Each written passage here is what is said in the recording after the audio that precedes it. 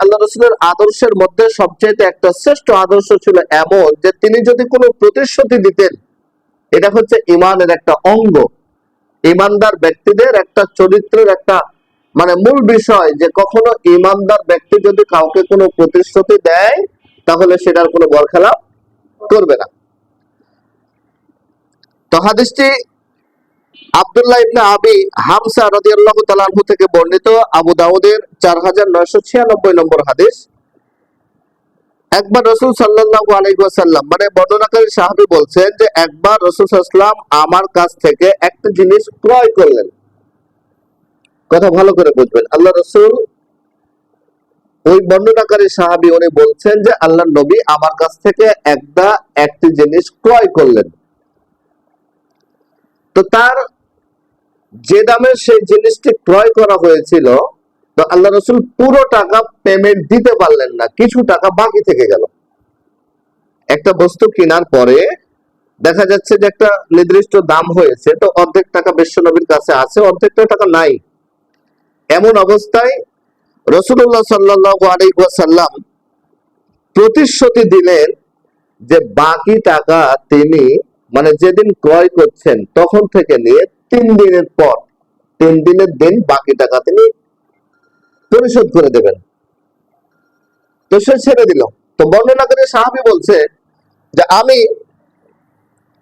রাসূলুল্লাহ সাল্লাল্লাহু আলাইহি ওয়াসাল্লামের কাছে যে টাকা পাবো, তিনি যে সময়টা নিয়েছিলেন আমার কাছে, আমি নিজেই সেই সময়টা ভুলে গেছি।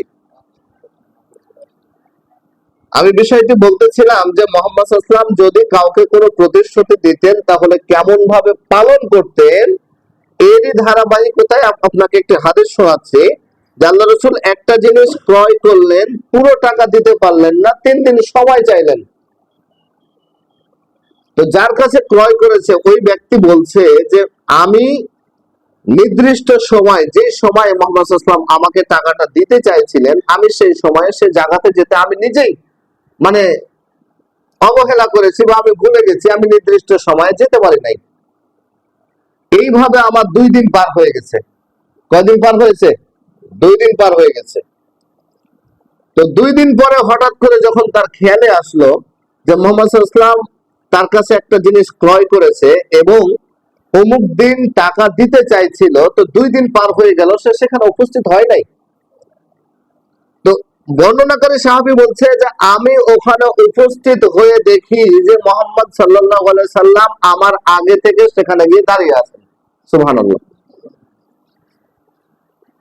যিনি পাবে, তার কাছে টাকা পাবে, তিনি সেখানে উপস্থিত হওয়ার আগে তিনি সেখানে গিয়ে দাঁড়িয়ে আছে। তিনি যখন উপস্থিত হলেন তখন তাকে বলছেন, ওহে তুমি আমাকে খুব কষ্ট দিলে, আমি 2 দিন যাবত তোমাকে টাকাটি দেওয়ার জন্য এখানে দাঁড়িয়ে আছি।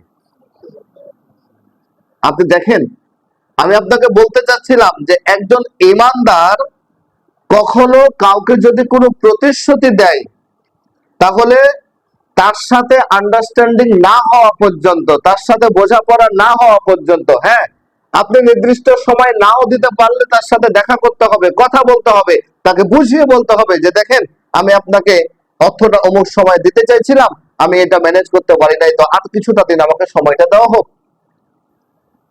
এটা হচ্ছে একজন মুমিনের, ইমানদারের একটা আদর্শ। এটা একটা আল্লাহ রাসূল সাল্লাল্লাহু আলাইহি সাল্লাম তাকে যেই সময় দিয়েছিলেন সে সময় উপস্থিত, অথচ যিনি টাকা পাবেন তিনি 2 দিন ওখানে যান নাই। আল্লাহ রাসূল 2 দিন সেখানে দাঁড়িয়ে আছেন তাকে টাকাটা দেওয়ার জন্য।